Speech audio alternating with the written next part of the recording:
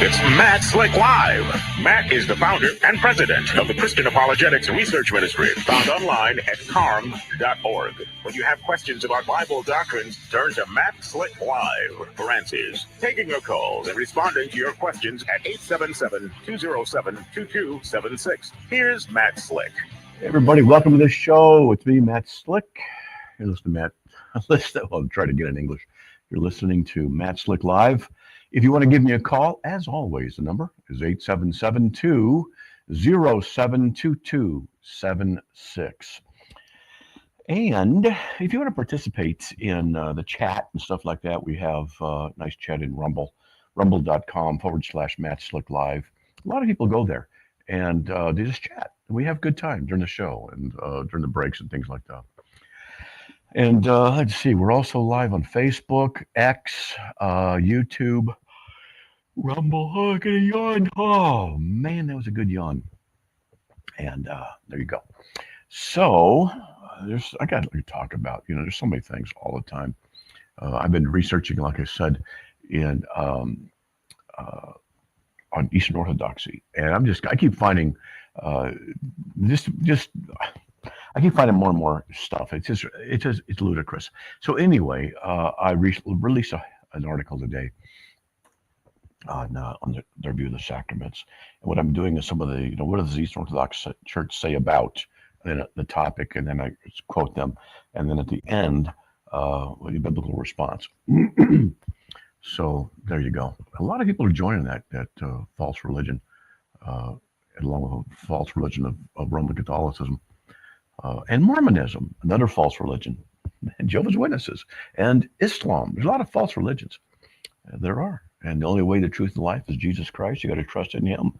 You can't trust in your own sincerity. You can't trust in your own works. You can't trust in what you think you can do in order to merit anything with the infinitely holy God. You can't do it. You got to go through Christ. Anyway, just a heads up on that, letting you guys know.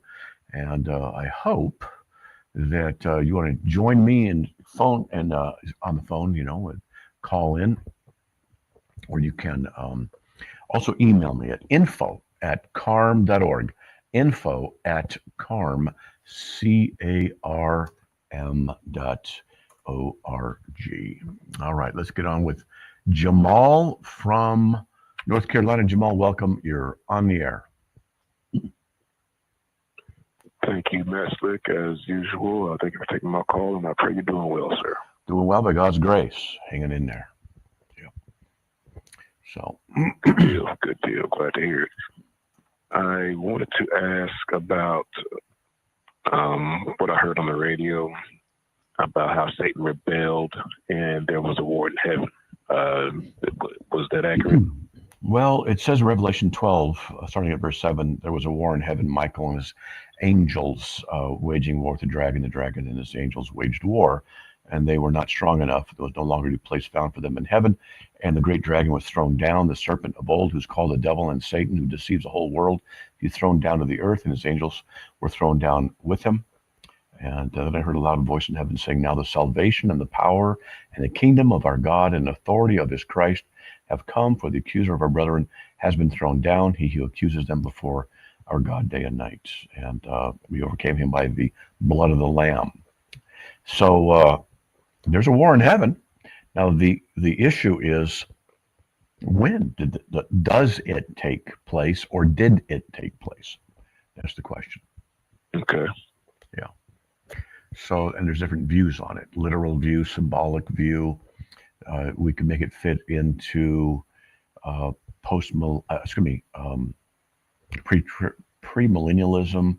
I think it would fit also in amillennialism. It just depends how we want to look at it. But it's definitely, it's definitely in the Bible. Okay. Okay. All right. Would there be something that you have written on it on Carm, maybe? I don't think so. I don't recall if I've written anything on it, because I've written 4,600 articles. So I don't know. Oh. Yeah, I've written a lot of articles. So let's see, because sometimes Charlie, what he does is he'll put links in who caused Satan to sin? That's the closest one. But the war in heaven, I don't have anything on that. I don't believe I have anything on that specifically. Okay. Okay. All right. Another question. If there was a war in heaven, and not trying to speak blasphemy here, just asking a question. If there was a war in heaven, would that still mean that heaven was a holy place or is a holy place? Well, what's meant by heaven? See, there's three heavens in Jewish cosmology. Okay. Yeah, there's three heavens. The first heaven is where the air and the clouds are. The second is the stars, the moon, and the third is the dwelling place of God. So some people will say, well, it can't be the dwelling place of God that where the bad thing happened. I don't see why it couldn't have been there, because if Satan was in heaven with the Lord and his presence and then rebelled, he rebelled from that place and then was cast out. So I think it's possible. But people will often say, well, there's no sin in heaven, so therefore he could not be up there. Well, I get the point, but I don't think it's all that accurate to say that. In that sense. Make sense? It does make sense, and very good answer. I appreciate it. And as always, take care. God bless her. One more thing. Sure. No, it's not a question. Well, it's not a question like that. I heard you're going to be in the Raleigh area and might come to Winston. Is that also true? Yes. The plan is I'm supposed to go for a conference in Kannapolis, which is near Raleigh, I believe it is. And then Winston-Salem is like 2 hours away. So I want to take a day and drive up there and see the people at the radio station. That's what I want to do. So. Yes, sir. Do you know when those dates are going to be? I think you said yesterday it was going to be in August or something. August, the weekend of August 17th. So that's when it's going to be. And I'm putting the word out. I actually have an article, well, not an article, but a little thing about it on CARM. If you were to go to carm.org/NC for North Carolina, just NC, it'll forward you to that. And so Charity Baptist Church in Kannapolis and stuff like that. So that's what it is. Let people know in advance if they want me to come speak at a church or meet at a restaurant someplace. It'd be fun, that's all. It's no big deal. Okay. Finally, the chance to meet the great Matt Slick. I'm going to jump all over that, sir. Well, I'm going to tell you, anticipation is better than the reality. Okay, let me just tell you. All right. Yes, sir. I got you. And from my understanding, I could be wrong. I haven't been to Kannapolis in a while. I believe Kannapolis is more so going towards the Charlotte area, which would be more so in the south direction. Oh, you know what? Raleigh would be going more so towards the east. I think you're right. Let me look, because I don't know the area. Okay. I'm from the West Coast, out here forever. So let me just do this, and then I can tell, because I think I misled you accidentally here. So it's near Charlotte. That's right.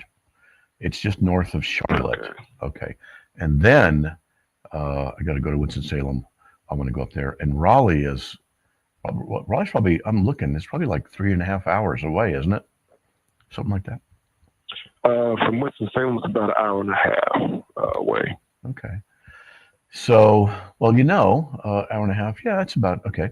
And so I'm looking at the map on Google. And, what could be done. I don't know what I'm going to do. I mean, it's just a lot of fun talk so far. But, if I'm in the Kannapolis area, see, I got to speak Friday, Saturday, Sunday. I got to preach. So after that, it's like, what am I going to do?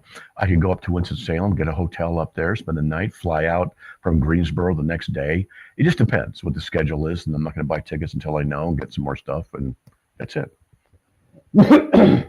All right, sounds good. Well, I look forward to hearing from you, or not hearing from you. I look forward to seeing you. And good show as always. And again, take care and God bless her. Well, God bless you too, man. It'd be great to meet a lot of people on the radio. I'd like that. It'd be fun. So, yes, sir. Okay. All right, brother. Well, God bless. Bye. Okay. All right. Yes, not a big deal. Just go to speaking at a conference, and since I'm going to be out there, and the radio station's out in Winston-Salem, and man, it'd be nice to see people. And I know I got someone who works with us. We've never met. We've been working with us for over a year or two or three, I think, 3 years, and want to meet that person too. It'd just be nice because I'll be out there, and maybe I'll take an extra day or 2 or 3 and drive around and then fly out from wherever. It's all up in the air. A lot of fun. All right, let's get to Ebenezer from California. Ebenezer, welcome. You're on the air. Hey, man. So I was listening to a Christian. Well, he's kind of like he kind of does what you do. He has another YouTube channel. Okay. What's his name? And so he was talking about. Hello. What's his name? Hello. Yes. What's his name? Ryan from needgod.net. Okay. All right. Yeah. So he was.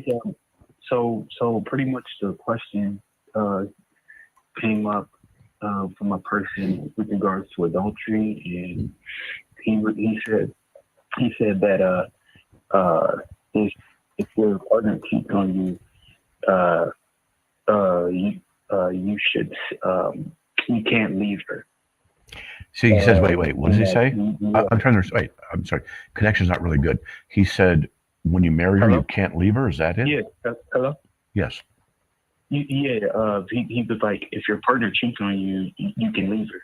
You can? You can't leave her. Cannot. You can't leave her. Okay. Yeah, he's wrong. Yeah. He's wrong. Yeah, because he describes how how the Moses, the law of Moses with regards to the children of Israel, and how it's kind of divorce and stuff. You're hard to understand. You're hard to understand it for me. A little bit muffled. Hello? But Can you hear me? Yeah, that's a little bit better. Go ahead. Okay, the children of Israel. Yes. Yeah. So he was talking about how the law of Moses, how the children of Israel, how he wrote the certificate of divorce. Yes. That he basically equated that to how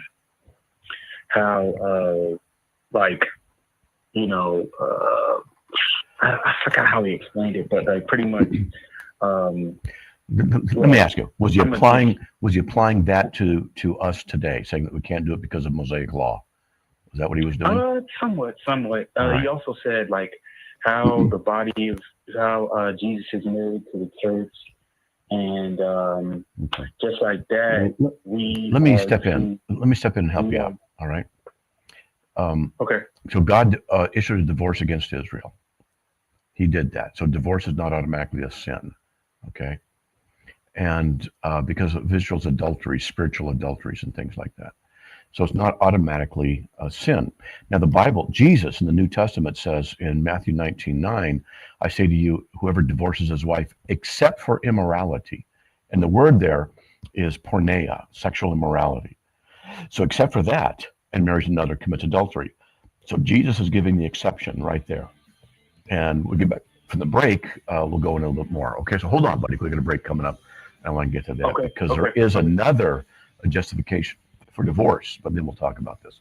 Hey, folks, we'll be right back after these messages. Please stay tuned.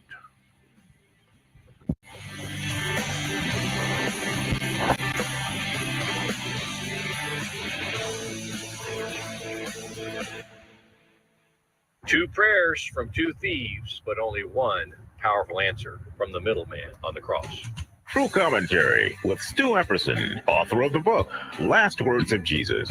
Did you know that both thieves asked for salvation from the cross? The first thief prayed, "Save us and save yourself," to Jesus, which would have been impossible because if Christ came down from the cross, he couldn't save any of us. He just wanted out of his fix, out of his discomfort. But that second thief, he prayed, "Remember me when you come into your kingdom." And the only one Jesus responded to, the only prayer Christ responds to, is that of humility. And he said, "Today you'll be with me in paradise." Which prayer do you pray? Which thief are you? Do you recognize your need for salvation? Because if you call upon the name of the Lord in humility, he will save you. True Commentary with Stu Epperson, author of the book, Last Words of Jesus. Available now in bookstores. Learn more at lastwordsofjesus.com. Some kids never smile. They're embarrassed by their crooked teeth. They want braces like the other kids, but their families can't afford them. Some may even try to straighten their teeth themselves. That can make everything worse. Luckily, there's Donated Orthodontic Services, a program from the American Association of Orthodontists. It helps provide orthodontic treatment to kids and teens whose families can't afford it. For kids who apply, are approved, and are matched with a volunteer orthodontist, it can be life-changing. Their treatment is in the hands of an expert, a licensed local orthodontic specialist who improves their smiles by correctly aligning teeth and jaws. Some kids think they'll never smile again, but Donated Orthodontic Services may help them smile with confidence. To link to the application and eligibility requirements, visit aaoinfo.org. If you love them enough to listen to them practice the same song on tuba, please be done. Over and over and over and over and over, then surely you'll check NHTSA.gov/the right seat to make sure they're correctly buckled in the back seat. Sounds good, honey. Check today at NHTSA.gov/the right seat. Brought to you by the National Highway Traffic Safety Administration and the Ad Council. I spent a lot of time in the garage, but even more time in the rain and mud. In 95, I helped tow your moving trailer. And in 09, it was sparks from me, your chains, dragging behind your truck that accidentally started a wildfire. Spark a change, not a wildfire. Visit SmokeyBear.com. Brought to you by the U.S. Forest Service, your state forester, and the Ad Council. Only you can It's Matt Slick Live, taking your calls at 877-207-2276. Here's Matt Slick.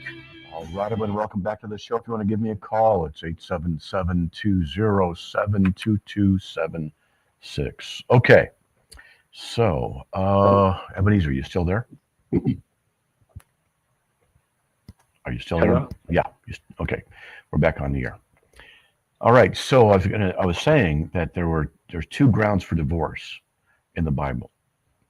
And I'm not saying, oh, it's willy-nilly, let's go get divorced, it's all easy. That's not what I'm saying. It's just that when people say that there is no ground for divorce in the Bible, that's just simply not true. So in Jeremiah 3:8, God says, he says, and I saw that for all the adulteries of faithless Israel, I had sent her away and given her a writ of divorce. Yet her treacherous sister Judah did not fear. So what happened there, Israel was committing spiritual adultery by idolatry, and God issued a writ of divorce. So if divorce is automatically sinful, well then what do we do with Jeremiah 3:8? Furthermore, in the New Testament, Jesus says, and I already went over before the break, I'll say it again, in Matthew 19:9, I say to you, whoever divorces his wife except for sexual immorality and marries another commits adultery. And then Paul the Apostle said in 1 Corinthians 7:15, he says, if there was a persecution going on, and that's what's important, and he says, if the unbelieving one leaves, let him leave. The brother or sister is not under bondage in such cases, but God has called us to peace. So if your spouse abandons you, you're free in that case. This is what 1 Corinthians 7:15 says. So if that guy had said that divorce is automatically or not permittable, well, he's I'm sorry, but he's incorrect. Okay. Yeah. Yeah, because I was like, how can he say something like that? Like, he other than that, his content is pretty good. I mean, it's actually needgod.net. I'm sorry, that's what it is. Yeah, needgod.net. Yeah, I was looking at it, so he looks young. I mean, not that young means you're not experienced or don't have knowledge, but. Yeah. So I don't know. Yeah, I don't know. Don't know about the guy. Yeah. You know, I mean, you could interview him Okay. sometime and say, let's give you a quiz, see where you're at, you know, something like that. But No, I mean, he's pretty solid, though. He is pretty solid. I mean, Well, good. he is. Other than that, that's the only gripe I had about him. But yeah, I was wondering what your thoughts about that would be. But yeah, thanks, man. Yeah, we don't want people to get divorced. And when someone commits adultery, the other spouse has the right to be able to divorce, but not the obligation. So if a couple is there and the man commits adultery, she's justified in getting a divorce if she wants, but she doesn't have to. They can work on the marriage and stuff like that. So those are the grounds for divorce. And God, Jeremiah 3:8, God divorced Israel. So, okay. All right. Thank you. All right, brother. Good. God All right, bless. thank you. Okay.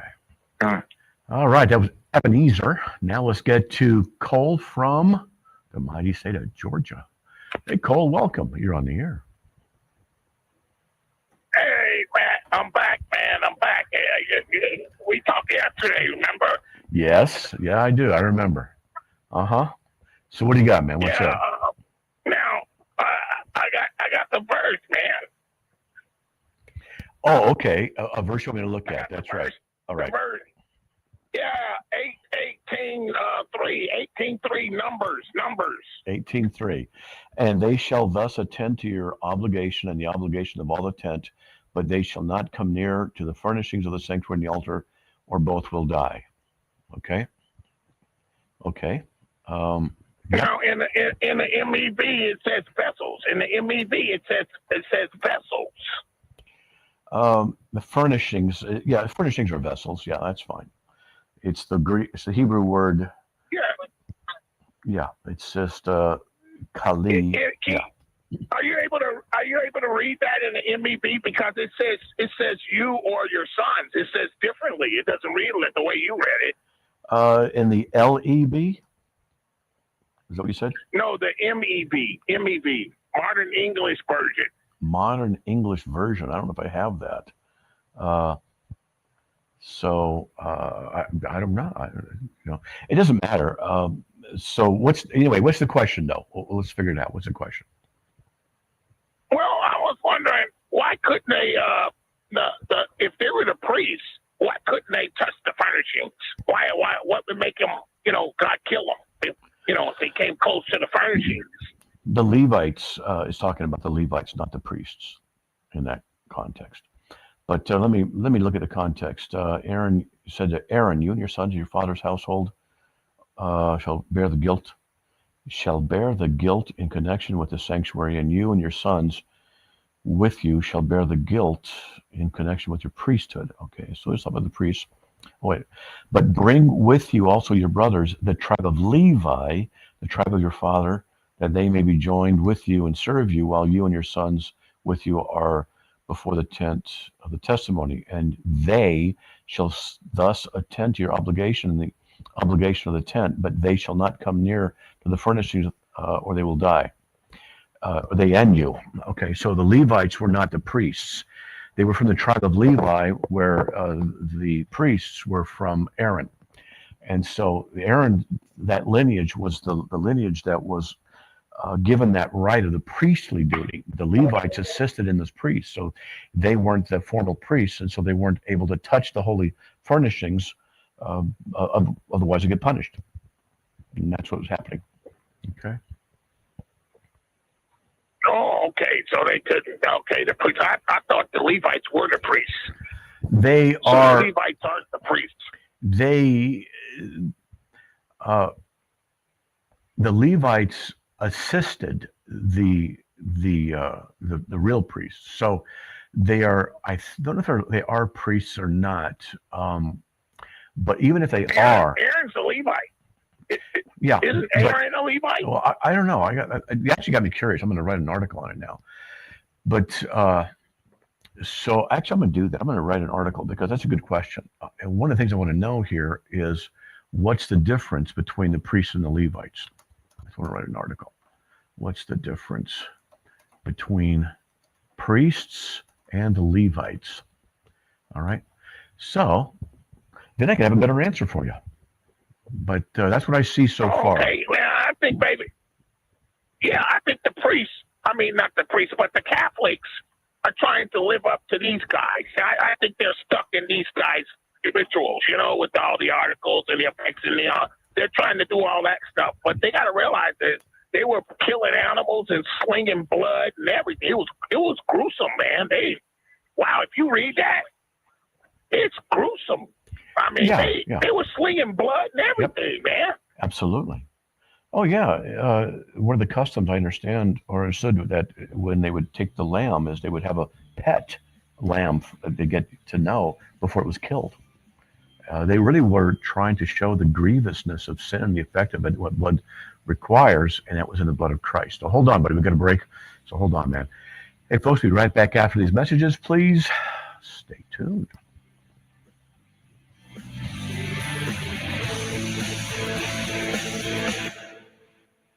From Love Worth Finding, here's Adrian Rogers with a treasure from the Word. Pastor, do you believe in miracles? Of course I believe in miracles. Why? Number one, I believe the Bible. Number two, I believe there is a God. Are there miracle workers today? There probably are. Do you know any? No, I don't. Do you think it would be wonderful if we had some miracle workers in our church? Well, they'd be nice.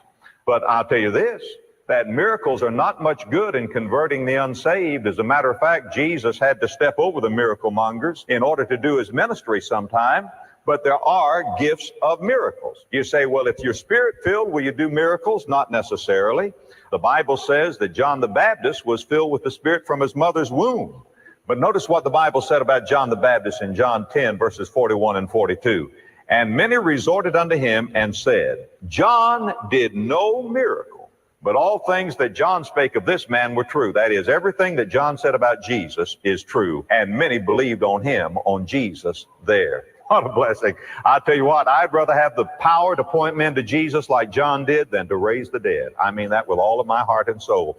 John did no miracle. He was a spirit-filled man, but the ministry of John was that he pointed men to Jesus Christ. For more about Love Worth Finding and Adrian Rogers, visit our website at lwf.org.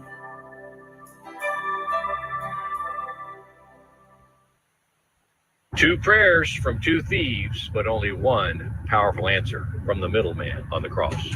True Commentary with Stu Epperson, author of the book, Last Words of Jesus.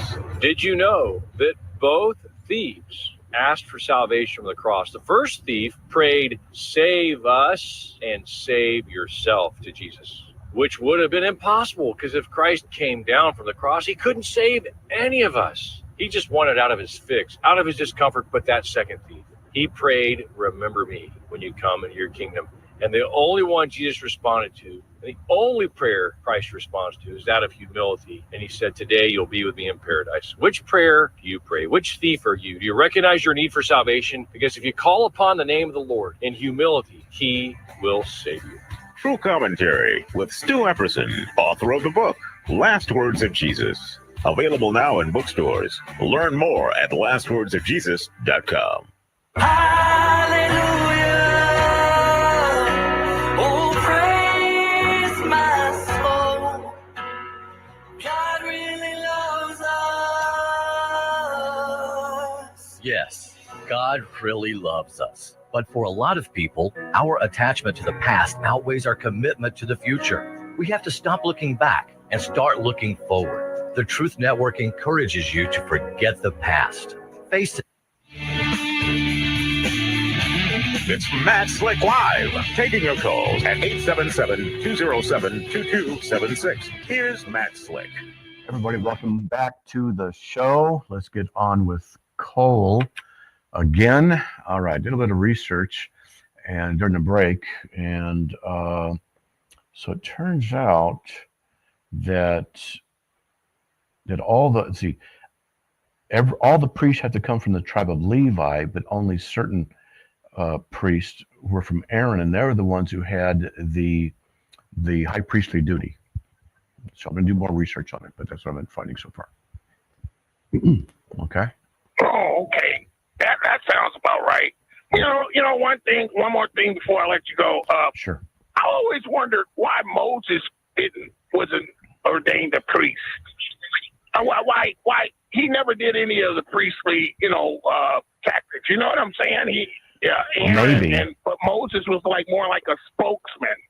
Maybe, and I don't know, this is just conjecture, maybe because he was a murderer. Moses murdered.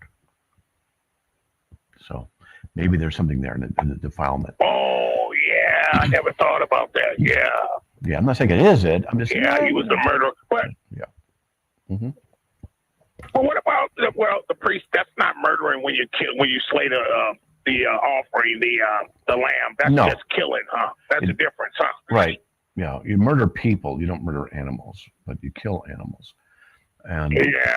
So these people today would say they murdering the animals, though. That's what they would say. The people today. You know what I'm saying? Yeah, and I could easily defeat them in an argument and a debate, because you have to first define your terms, and then they have to have a universal justification, or a justification for universal application of the word murder applied to animals. They had to find that, and they don't have it. So the Bible is the foundation of our ultimate authority, because it comes from God himself, and he's the ultimate. There's nothing greater or equal to him. But when activists say that, for example, that killing a cow to eat it is murder, then they have to justify their definition of murder, and not just something that they prefer. And that's what it is, because we never killed animals, murder. Well, you can say it, but it doesn't mean it's universally true. What's the standard? And this is something that's basically never brought up in their little discussions on cameras, on lines, and panels.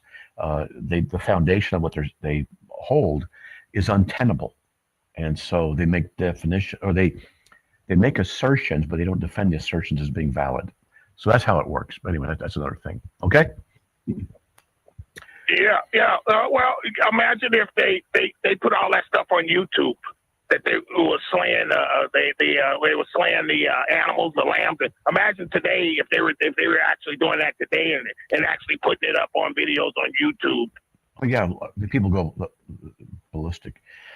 But that's just what it is. That's what the Old Testament required, and they'll be doing it again if and when the temple in Jerusalem is rebuilt. Okay. All right, buddy. Okay. Thanks a lot, man. I'll keep listening. Thank you. You're welcome, man. God bless. All right. Bye. God bless. Okay. All right. Let's get to Herb from North Carolina. Herb, welcome, man. You're on the air. Hey, Matt. Always good to talk to you. Hey, well, thanks. I've got a question that I never thought about it till a friend of mine mentioned it recently. Jesus died. He was crucified on a Friday. Yes. They said he was dead for 3 days. Mm-hmm. He rose on a Sunday. Where do they get 3 days when from Friday to Sunday is only 2 days? Yeah, that's one of the problems with that view. Another view is he was crucified on a Thursday. Now, Good Friday is supposed to be the traditional thing, but there's logistical problems there because of that reason. So there's also, but there are some ways of looking at it. So yesterday at, let's just say, 5 minutes before midnight, because today's the 3rd. So yesterday on the 2nd, I made a sandwich. So, and I made a sandwich today. Right. So for 2 days, I've made sandwiches, right? So that's technically correct. Right. Mm-hmm. So one of the possibilities is that a part of a day is considered a day. But then there's the issue of 3 days and 3 nights. And then that gets into more problematic areas. And that's where it's hard to understand. Yeah. And so let's see. I did an article, Jesus 3 days. Let's see if I can find it, where I actually went in depth. I don't know, maybe 10, 12 years ago, I'm guessing. I don't know. Table comparison. Let's see. I'm trying to find it because I wrote about it and did a really in-depth analysis on it. Let's see. How many days was Jesus dead? Let's see if I can find it on there. It's been a long time since I've referenced it. So let's see. Yeah. Maybe, let's see. Oh, come on. I can't find it. But it's there. But at any rate, I'm just trying to remember some of the stuff from it. And if I could give you that URL, you can go there and take a look. And so I really went in and looked at it and tried to find exactly what the issue was, where it was, but I can't. So anyway, I remember I kind of concluded that he was probably crucified on a Thursday, not Friday. Okay. So I wonder why they always say Friday. All my life, I've always heard in church they say he died on a Friday. I mean, maybe it was Thursday, like you say. I wonder how could we even really know exactly all of these things anyway? It's only from, information that was passed on from people who lived in that time.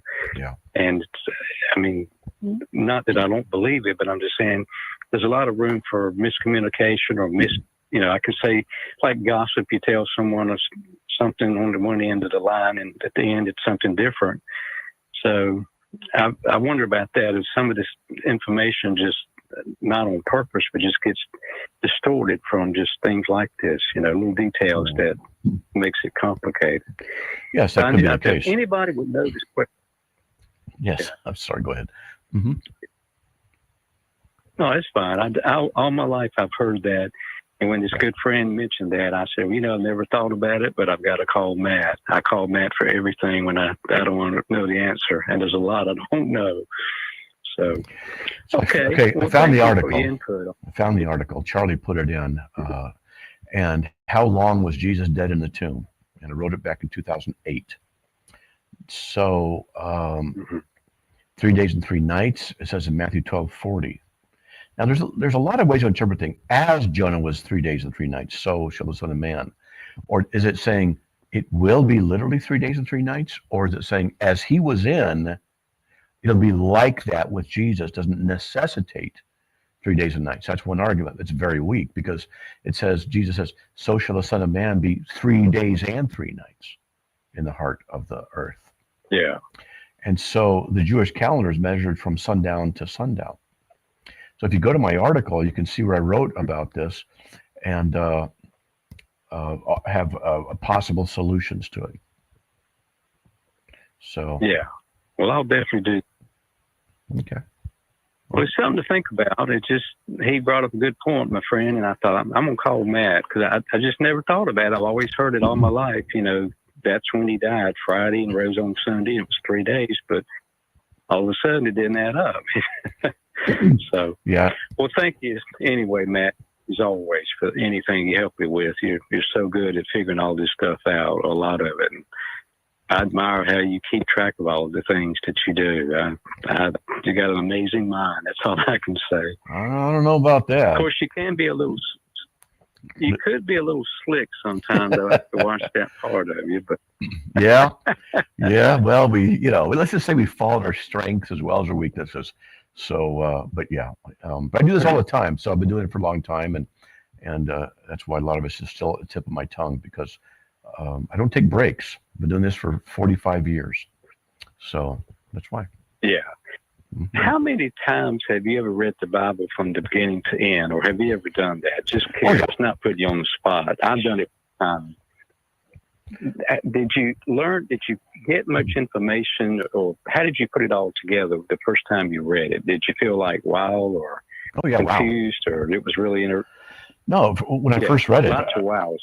Oh yeah, lots of wows. I just read it from first page to last page. It took me a couple of months, and I was like, wow, ooh, ah, ee, all the way through. And so I did that. Yeah. And I don't know if I've done it any more than once. I want to say 3 times. I don't know why I want to say that, but I do because 45 years, and I've read through the Bible in sections, and I was up through Jeremiah last time when I kind of got sidetracked.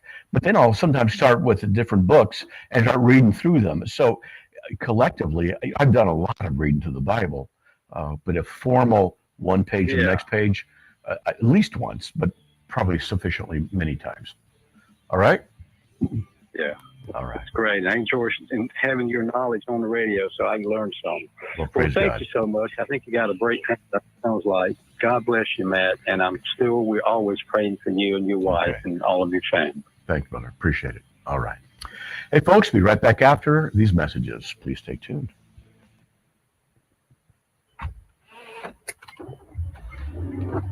Mama, what does the chicken say? Chicken. Oh, okay. Wolf? Oh, a wolf. Oh! What about the tiny dog? Cat? Owl? Dolphin? What does the turkey say? Whale? No, whale sound. Do the giraffe? Giraffe, really? Okay. Giraffe. Giraffe. You're not going to get it all right. Just make sure you nail the big stuff, like making sure your kids are buckled correctly in the right seat for their age and size. Get it right. Visit NHTSA.gov/the right seat. Brought to you by the National Highway Traffic Safety Administration and the Ad Council.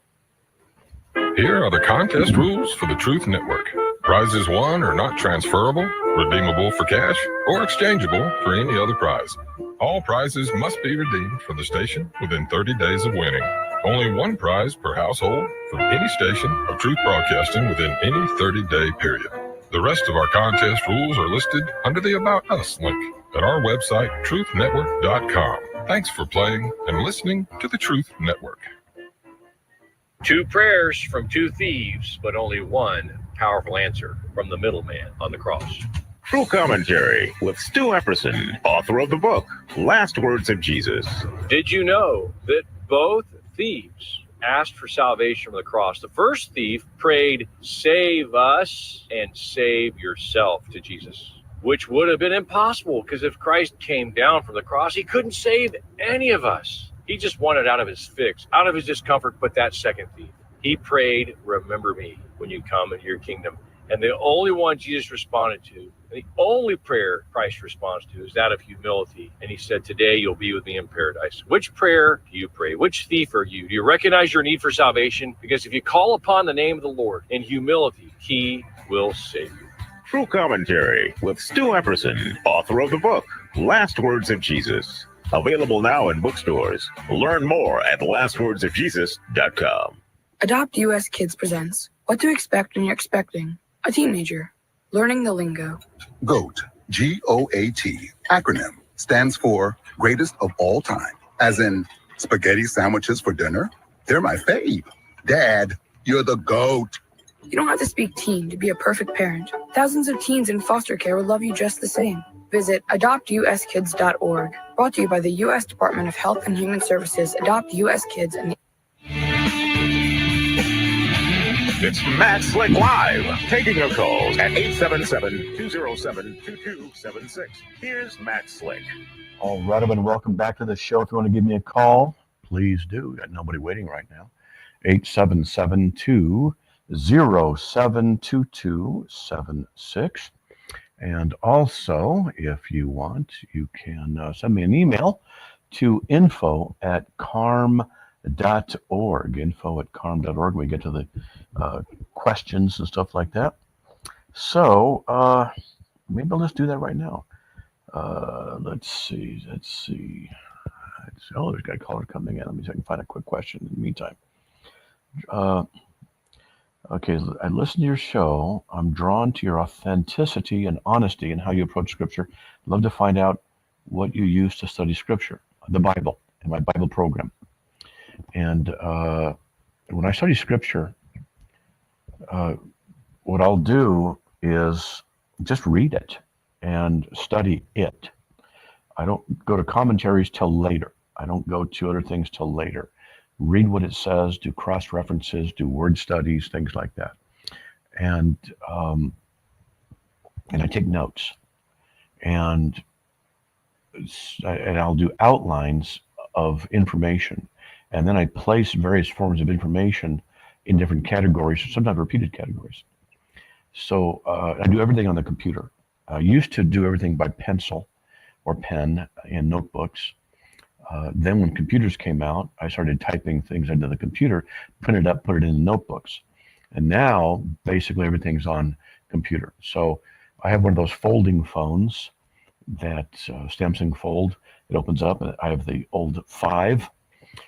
And so then one of the things I'll do, just to kind of talk about this a little bit, is I will do my studies online, and I'll have access to them on my phone. So let's say I have to go to an appointment or visit somebody in the hospital, or I'm waiting in an office for something. I can open up my phone and I can access the documents that I've been writing, and I can actually write on those and then update stuff, study things like that, and get more information. And that's what I do. So I use Logos Bible Program. That's the go-to for me. I've been using it for a long, long time, and it's really good. And so it's expensive, but it's really good. And I used to use printed books, but I got rid of them because I had thousands, and it's just ridiculous to open up a book and then try and find something in it, compared to putting everything on Kindle. So I have Kindle books. I have over 900 books on Kindle now. And I can access them on my computer. I can access them on my phone. I can do a search. I can find stuff that I need. That's what I do. And sometimes what I'll do is I'll take, like I did this with Dositheus, the Confession of Dositheus for the Eastern Orthodox Church. And I copied it because it was public domain. So then what I did was I reproduced it on CARM and read through the entire document. And by doing that, I then underlined a lot of stuff. And I'm still going to go through it and extract some things out of it. The Confessions of Dositheus. And so you can go to CARM on the homepage and you can find it. And it took me a couple of days to read through it because it was lengthy, and plus I had other things to do. You could do it probably in 2 hours sitting. And I underlined a lot of stuff and put stuff in orange. You can go through, like this one, I'm just scrolling through and looking at it. The holy icons have been in the church and have been adored by the faithful even from the times of the apostles. That's in this document from the Eastern Orthodox Church. It's official. And so I highlighted it in an odd color so people can find it, go, what the heck? And I'll collect stuff. So then what I'll do is I'll take comments like that and I'll turn them into articles. And when I do an article, it forces me to study, like the article between the Levites and the priests. Well, even during the break, I started going and doing research, and I have a file. I open it up and I put stuff in there, and I start taking notes right away. And then I have all of those so I'm very busy researching and writing and thinking and musing. And sometimes what I'll do is just think about some of the stuff I've learned and see if I can put it together in different places and different ways. So that's all. That's how I do it. And I do outlines. I can do a whole video on how to do an outline because I really use outlines a lot. Okay, let's get to Alexander from Virginia. Alexander, welcome. You are on the air. Hi, Matt. How you doing? Doing all right, man. Hanging in there. What do you got, buddy? All right. I just wanted to ask. I was recently told that the interpretation we have of like hell isn't like literal fire. It's rather just, I don't know, like the most pain imaginable, just from spiritual death. I don't know. Well, it says in, let's see, is hell literal fire? So Matthew 10:28, is that one of them? Can kill both body and soul in hell. Matthew 25:46. Just these are verses in my head. I'm going to try and go because yes, it is actual fire. To eternal punishment, I'm going to go to Revelation now 14:11. The smoke of their torment goes up forever and ever. They have no rest day and night. Those who worship the beast take the mark of his name. So it says, here we go. This is Revelation 14:9 and 10. Then another angel, a third one, followed them, saying with a loud voice, if anyone worships the beast and his image and receives a mark on his forehead, on his hand, he will also drink of the wine of the wrath of God, which is mixed in full strength, in the cup of his anger. He'll be tormented with fire and brimstone in the presence of the holy angels, in the presence of the Lamb. And there's other verses like that too. So Revelation 19:20 talks about it as well. They were thrown into the lake of fire. Now in the Gospels, I'm trying to remember off the top of my head. I'm trying to remember this, where fire is mentioned, and I can find fire and brimstone. I'll find it, but it's a literal fire. Okay. Okay. Just with our spiritual bodies. Yes, with the resurrected bodies. What probably will happen is at the resurrection of everybody, the good are Christians resurrected to glory and a glorified body. Who knows what we could do with it? Move here, go think there. I don't know. It'd be great. But those who are damned will be thrown into the lake of fire in their resurrected bodies, but not resurrected as into the sense of they can move or do anything. It's just they're going to be forever there. Okay. So in Matthew 13:40, just so as the tares are gathered up and burned with fire, so shall it be at the end of the age. And Matthew 13:42, we'll throw them into the furnace of fire. In that place will be weeping and gnashing of teeth. And is this like Dante's Inferno, where there's like 9 levels? Well, we don't know about 9 levels, but it's not good. And Jesus does talk about people going into the eternal fire. So okay, that's what it says. Okay. All right. Thank you, Matt. All right. God bless. All right. Next longest waiting is Tony from Virginia. Tony, welcome. You're on the air. Hey, Matt, how you doing today? Oh, hanging in there, buddy. Hanging in there, man. What do you got? Yes, sir. So I had a question about the serpent in the garden. Now, was that the devil, or did the devil use the serpent? Because the Bible doesn't specifically say that in Genesis, I don't believe. Am I missing something, or what's going on? Yeah, it is. The serpent is the devil, and we know that from Revelation 20, verse 2. And he laid hold of the dragon, the serpent of old, who is the devil and Satan, and bound him for 1,000 years. So, yeah. Yeah, I know you just quoted that earlier, like with one of your first callers, but I'm thinking like, and then this is just me, like, I know God is infinite, man. There's really no time, and He's outside of time. But I guess, can that really from Revelation correlate to Genesis and make that, and say that was the devil? I'm just asking because I want to know. Yeah, the logical connection is, yes, the serpent. And because it says a serpent of old who is the devil. Yeah, so if I were to go to Genesis and look up the word serpent, the serpent was more crafty than any of the field, etc. And so the woman said to the serpent, etc. The serpent said to the woman, you shall not die. And which the serpent deceived me. So, and it's related as to being the devil in Revelation 20. So that's it. Okay. Okay. All right. Thank you very much. All right, brother. God bless. Okay. Have a good one. All right. All right. Now let's get to Steve from Virginia. Steve, welcome. You're on the air. Thank you, mate. Good talking to you. I'm just calling about when y'all had the discussion about Jesus being dead for 3 days or what day he died on. Mm-hmm. Depending on what you believe in, the Apostles' Creed says he was died and buried, descended into hell. On the 3rd day, he arose from the dead. So that means he could have been killed on Friday, Saturday, and 3rd day is Sunday. So that's my interpretation. It's certainly possible, except that it says 3 days and 3 nights, and that's the issue. I didn't understand that then. Yeah, well, that might not be the case then. I was just going over that because I remember the Apostles' Creed as a long time ago as a little boy. So I just wanted to bring that up.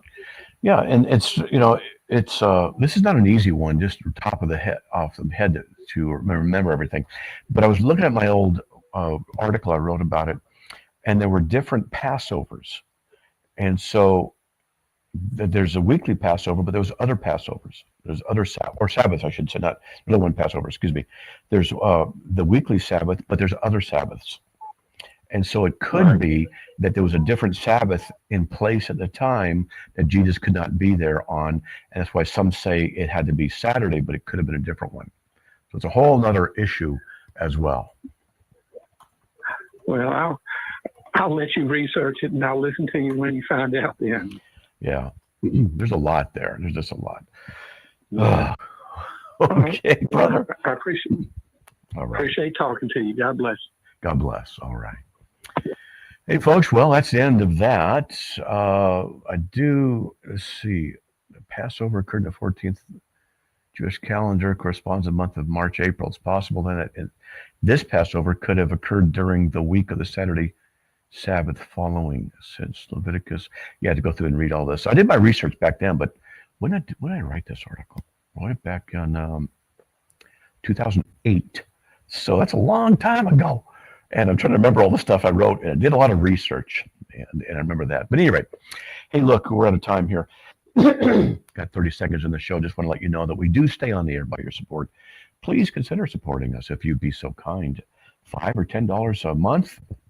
You can just go to carm.org/donate, and everything you need's right there. It's real easy to set up. And when you don't want to do it anymore, you can not. You can just set up a monthly, which is what we like, or you can do a one-time. It's just whatever you want to do. And we really appreciate it, because that's how we stay on the air. It's how we stay and feed, or not feed, but pay the missionaries in Africa and in South America that we have, and keep the website going and all that kind of stuff. So there you go. Hey, folks, I hope you enjoyed the show, and by God's grace, we'll be back on there tomorrow, and we'll talk to you then. So have a great evening, everyone. God bless. Bye.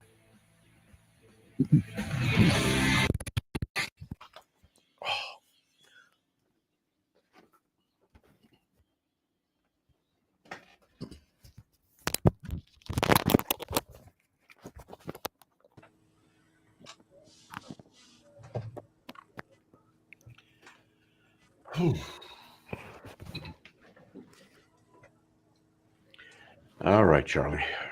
Sounding good here. Good. Yeah, that show moved right along. Some good questions. Oh, yeah. Good stuff. Yeah, right. I care not if hell is eternal or if annihilationism plays a part. Just trying to keep people from going there. Yeah. Annihilationism has all kinds of problems, but it does. So anyway, okay, if you guys want to talk real fast, great. If not, yeah, let me pop that invitation link in there again. And here we go. Yeah, that's where you go to come visit us here in the after show. Yeah, and I think my sleep got all really messed up today.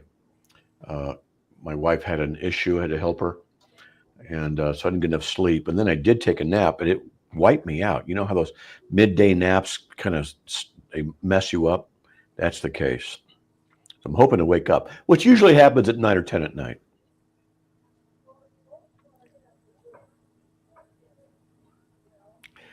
I had one of those naps today, and I was awoken by a little chihuahua jumping forcefully on a sensitive part of my body, and I hated to wake up that way. Yeah. Yeah. But it's hard to blame the little thing. She doesn't know any better. Yeah. That reminds me, because, Neek, she tripped over or fell over because of our cat, our big cat, our Maine Coon. And so we're cautious around him because of that. He's 22 pounds, he's a Maine Coon cat. And so I'm in the kitchen today, and we have a big house, and I'm in the kitchen. I'm doing something, and I turn around, and I take a step, and there he is, right there under my feet. And I stepped on him, just barely, and he took off. But I'm thinking, if I fall, that's okay. But if my wife falls again, And so I told her about it. I says, well, So anyway, there you go.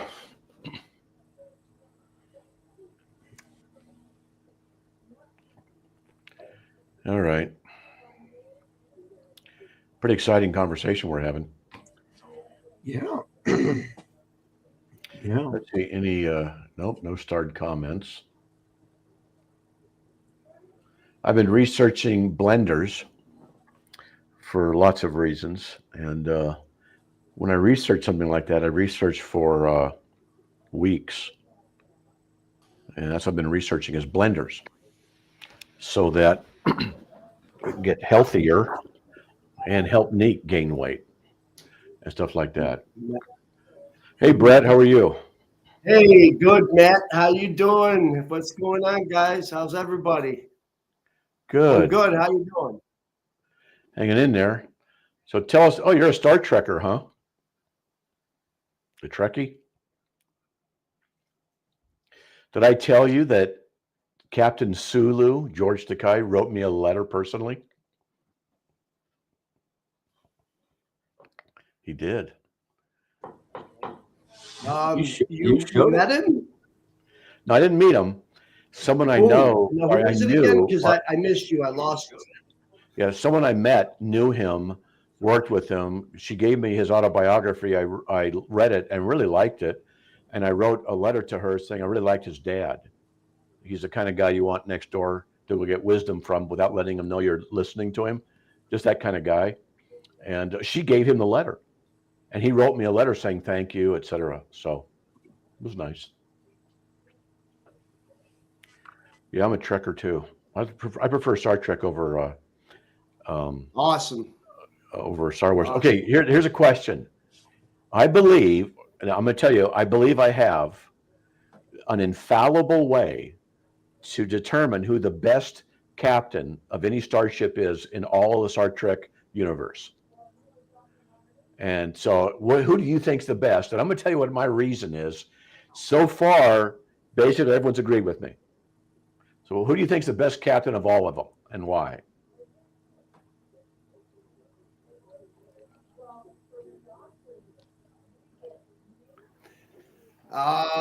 Kirk. That's what I came up with. Because he is Kirk. He's the original. I chose him because he won all his fist fights and he got all the alien women. So there you go. I mean, he set the standard, and that's just the standard. He even got green women. So I had guys go, that's a good point. That is a really good point. That's right. He won all his fist fights and got all the alien women. So there you go. It makes sense to me. Slightly carnal, but it makes sense to me. Hey, Matt, we do have a question in Rumble from Randall. Amen. Hey, I got a question for you. Okay.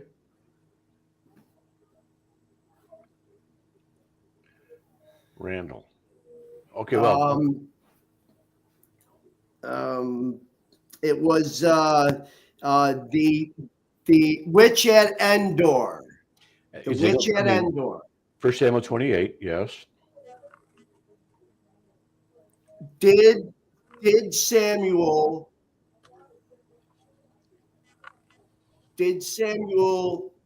was that the prophet Samuel? Was it the real prophet Samuel that the witch called up?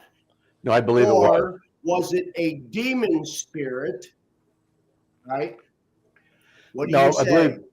I believe it's a real one, I believe, because she was surprised. It was him. She goes, that's him.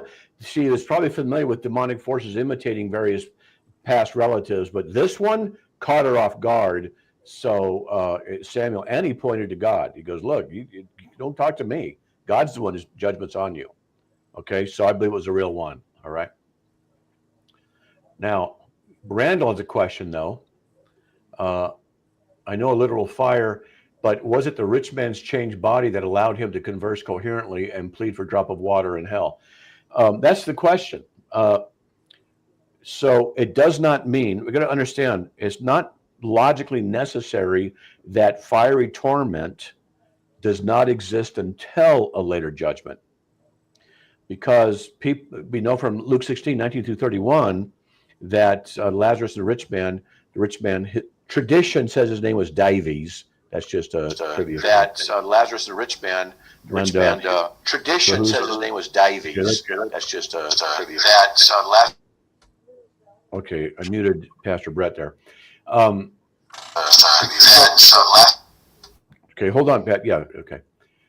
So some say it's a parable, but I believe it's a parable. So it looks like that he was in torment, in a real torment, in fire, because he said he was. Now, how's that possible? It looks like that he was in torment. Okay, you got to okay, leave yourself muted, Pastor Brett. Okay, I'm talking because it's getting feedback. So there's just feedback coming back. My voice, because you got to turn your speaker down. Okay, so in 2 Corinthians 12, 2 through 4, Paul talks about a man who's out of the body and experiences things and sees things.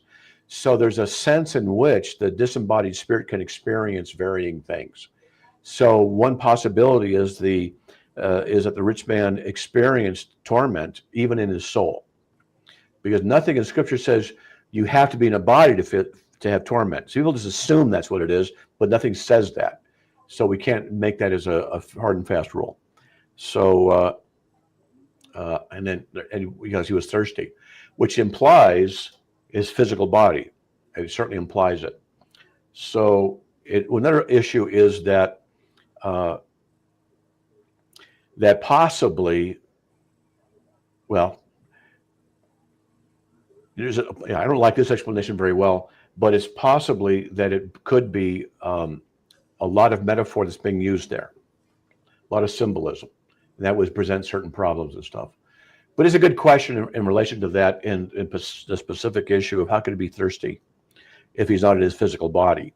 Could his soul have a remnant of thirst that, like, they have people who are amputees and they have remnant feelings in their physical body from limbs that don't exist there?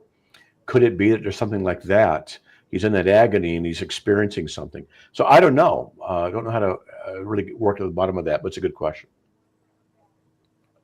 I heard one Bible scholar that I respect a lot say that paradise had a side and a B side, and a big gulf in between. One side was where people were held under punishment, and the other side was where the saints were until Jesus led captivity captive, right? Resurrection. So it does say that the wicked are held under punishment till that final judgment. That could be the place where he was experiencing torment, and the others could have been the saints that were led to heaven later by Jesus. Yeah, there's some theories about it, but yep, that's another one. He put a good case together for it, and yeah. Hey, Pastor Brett, you still have your YouTube open? Yeah. No, it's okay. No, it's not. It seems closed to me. I'm only in the StreamYard. We wouldn't hear was. That's why we need you. Yeah, I shut it down. Everything's shut down. YouTube. My YouTube is downstairs on the TV, but that's a different thing. It's my kitty cat TV. Well, one of the things you might do, bottom of the screen is settings. Click on settings and go to audio and see if it has echo cancellation. Settings, audio, echo cancellation. There you go. I clicked it. All right, so test 1, 2. All right, testing 1, 2, testing 1, 2. How we doing? That worked. Okay. That's it, huh? Good deal. That worked there. All right. Well, can I say something about this? You were talking about the. I didn't quite catch your response about the Samuel issue, the witch at Endor. Samuel 28. Yeah. I believe Because it really was Samuel because the witch of Endor was shocked. She had not been shocked previously because the familiar spirits imitating, it wasn't a big deal to her. Right. But when Right. Samuel really came up, she actually said, it's really him. Right. She recognized him. And then Samuel rebuked Saul. So says, look, you're in trouble. Look at this. Okay, glory to God. So it most probably was him. While I'm clearly not settled on any one position, I tend to lean towards the fact that abomination, witchcraft is an abomination to God. God is not going. God doesn't say to us, "Do as I say, not as I do." No, He is holy. He's perfect. He's not going to use witchcraft in any way, shape, or form. So why would God use the witch at Endor? Now, did the people use it, and was it just recorded? Hold on. You made a rule, and then you applied God to your rule you made up, but you haven't justified the rule as being true. Well, but what's the rule? The rule is the fact that witchcraft is an abomination to God, right? Yeah, he didn't use witchcraft. Okay, it wasn't like he was initiating it. Well, he went to a witch, though, which was an abomination. But Saul is the one who did it, not God. Right.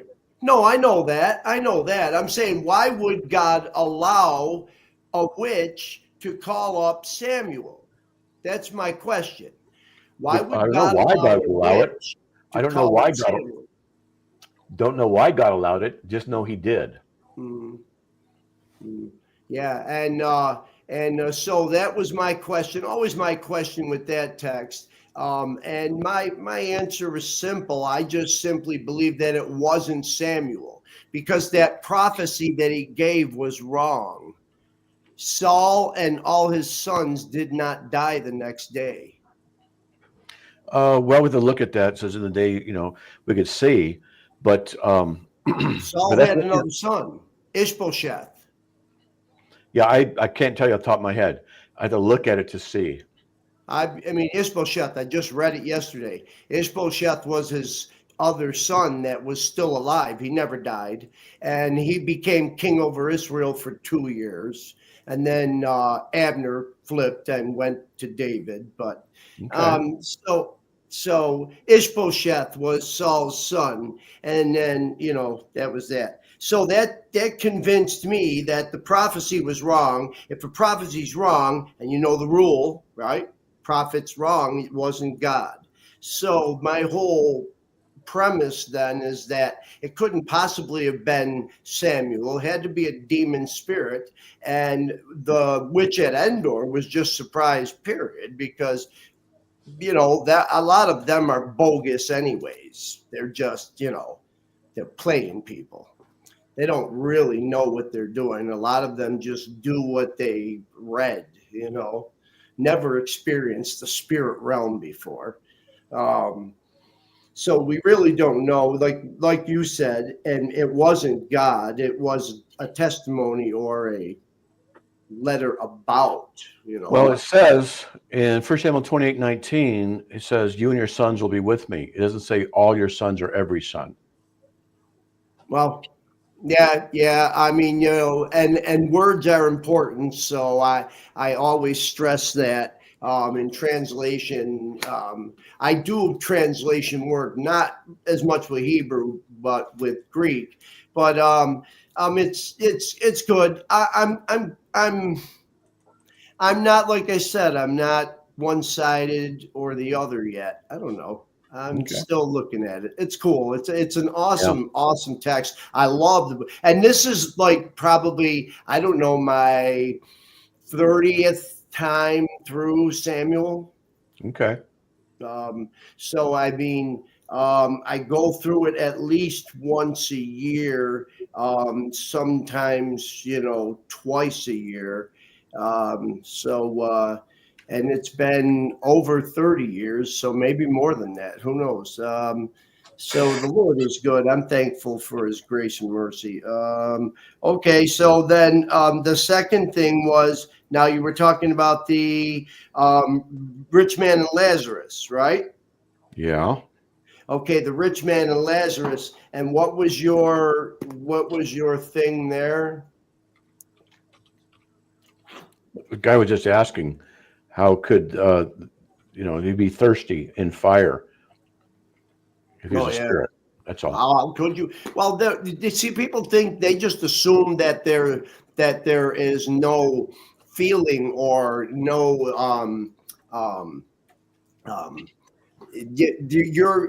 you're not an incorporeal being. Just because you are a spirit being doesn't mean you're incorporeal. Doesn't mean you don't have a form, because Jesus did. Look, he said, touch me and feel, look here, I'm flesh, give me some food, look. And so he's had a corporeal, presence. He was transcendent. We knew, obviously, he could be in and out of the different realms at any time, but God is good.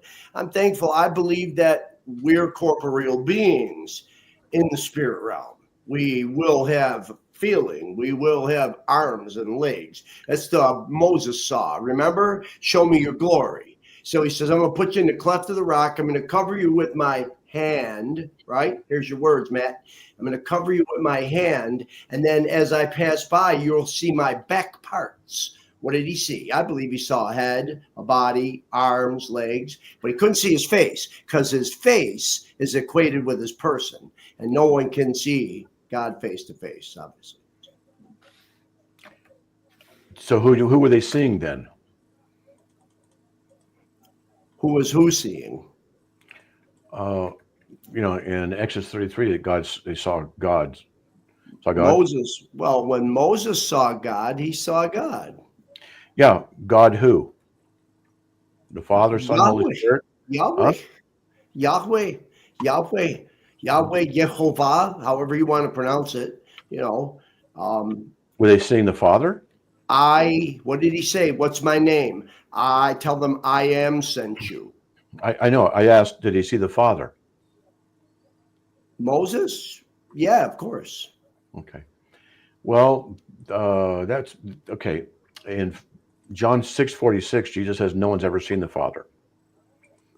So face to face, person face.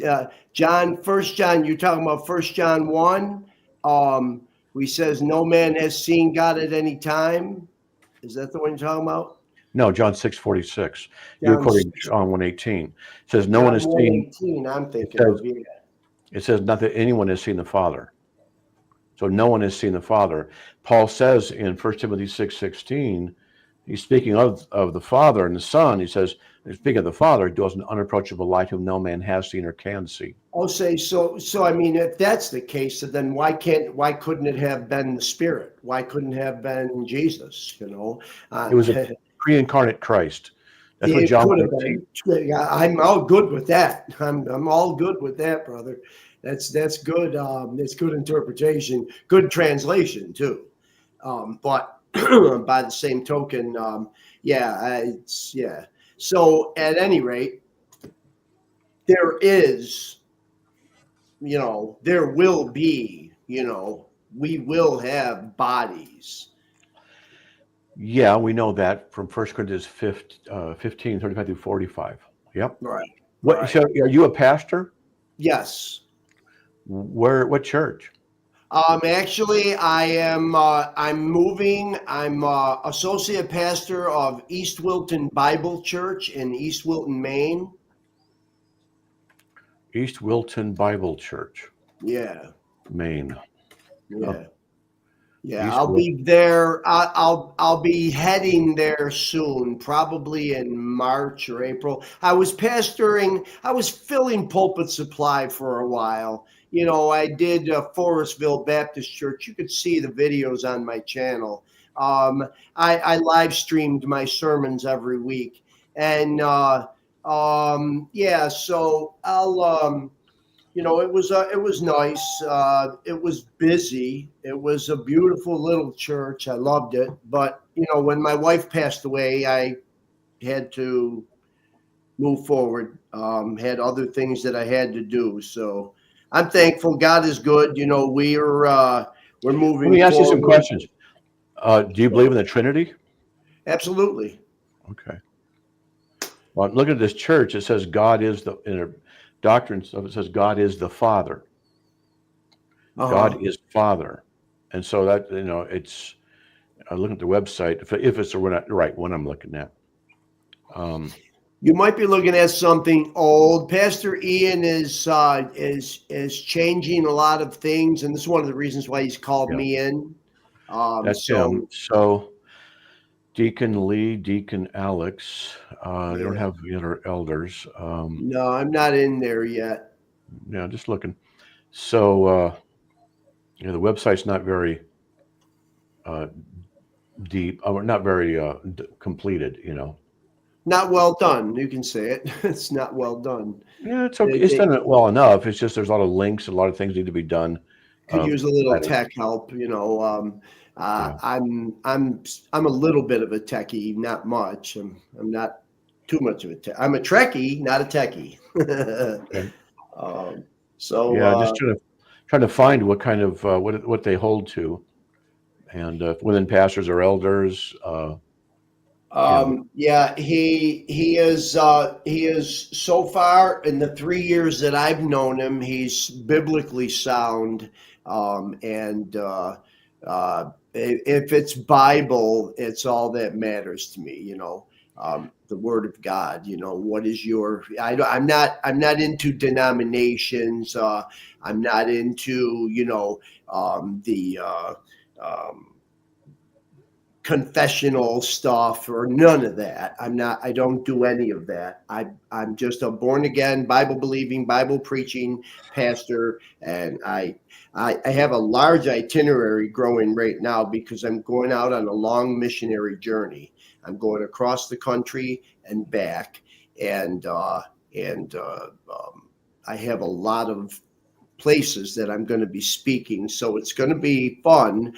I'll be live streaming almost every day. I only take 1 day off a week. And just taking everybody with me, going to visit people, you know, and of course some visits will be private, but I'll have them on too. I'll be interviewing people and talking to them about their faith and share a little bit of your testimony, things like that. It's just going to be fun. It's going to be wonderful. And I'm going to encourage the saints. I've had a large following for a long time, and they've been steady, you know, and faithful. And so I'm going out to visit them, encourage them, and pastors and lay people. Great. Awesome. I got to stop at Grace Community Church in Sun Valley, hoping and praying that I might get to meet Pastor John. Doubting it. Doesn't seem like he's doing too well, but okay. Well, keep good. that in prayer. That would be awesome. Laura, if you could pray for me, that would be wonderful. You guys keep me in prayer. And everything's going to be good. I'm just waiting for the sale of my house to close. Once the closing comes, I'm gone. I'm going van life. You're going to love it. I'm going van life, Matt. Okay.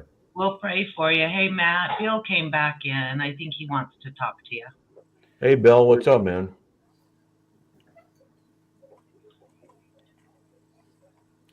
Are you there, Bill? Can you hear me? Yeah. What's up, man?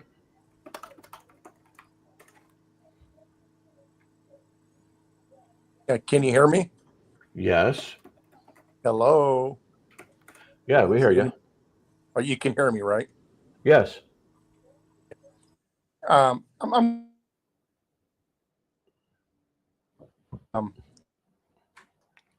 had major neck surgery, so I've been in the hospital since, and none of the elders came visit me. No calls, nothing. Did they know you were in the It's hospital? a good Bible-believing church. It's a Calvinistic church. Did they know you were in the church, in the hospital? Or, yeah, they know I'm in the hospital. And no one came to visit you? Nope.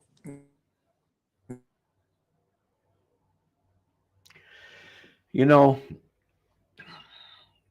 going to visit people in the hospital is really important. I really believe it.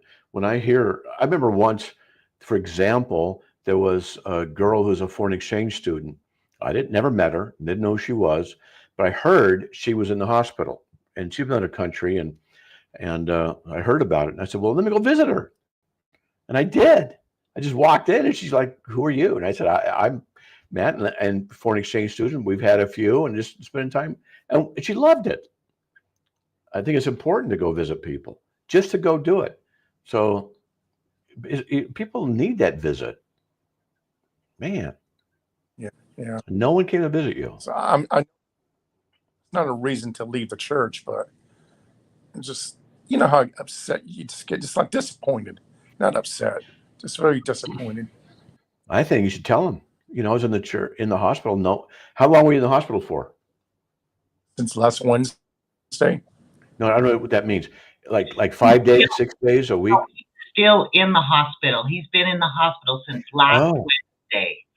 You've been in the hospital for 8 days. So, wow. Yeah. Wow. And what city are you in? 8 days, and I'm called banned, so you could, put your prayer requests in. What city are you in? I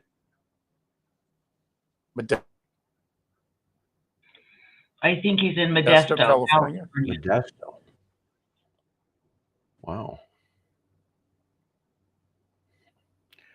That's not good, man. They should come see you. Elders, that's what one of their jobs is. Visit you and stuff. Other people in the congregation should too. Yeah. I don't know if I should. You're breaking up, so it's hard to follow you. I don't know if the church and go to another church and talk to them about this. So, I'm very disappointed. No one came to visit me. I'd call your church up when you get out or whatever. I'd call them and say, I think you guys dropped the ball, and just tell them exactly why. They need to know. Absolutely. That's what I would do. Yeah. Church about 60 people. So I do got to have grace and. Yeah, that's disappointing. Yeah, that's disappointing. Yeah. But it's not something I should leave over, right? And go to another. No, I don't know. The church. If you're thinking about leaving anyway, and that's like the last straw kind of thing, but. No, I'm never leaving. That's a good Calvinistic church. And they teach the Bible, and it's a no-nonsense church. It just. Then if I were you, I would let them know. That's what I would do. Yeah. Yep. That's a hard thing to say. Hey, how come no one came visit me? No, you just say, I've been in the hospital for 8 days. Yeah. Can anyone from the church come and pray over me? Yeah. I would just email them and ask that. Yeah. Because they might not be aware. You might think they're aware, or you could have told somebody and that person forgot. There could be lots of reasons. So instead of assuming, I think it's just a good idea to ask. Well, everybody knows. The pastor knows. The elders know. Okay. All right. And they have things called band, where you can leave your prayer requests and talk to one another. And I told them, I'm in the hospital. I'm not feeling good. I'm in a lot of pain. And they go, we're praying for you, but no one's came to visit me.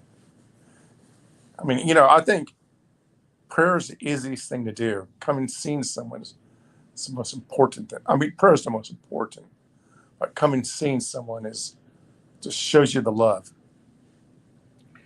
Yeah. Yeah, I'd be disappointed. Yeah. Mm-hmm. So, yeah. Well, I'll just call the pastor and tell him. Yeah, I would. So. Yeah, I would. All right. Thank you. All right. All right, man.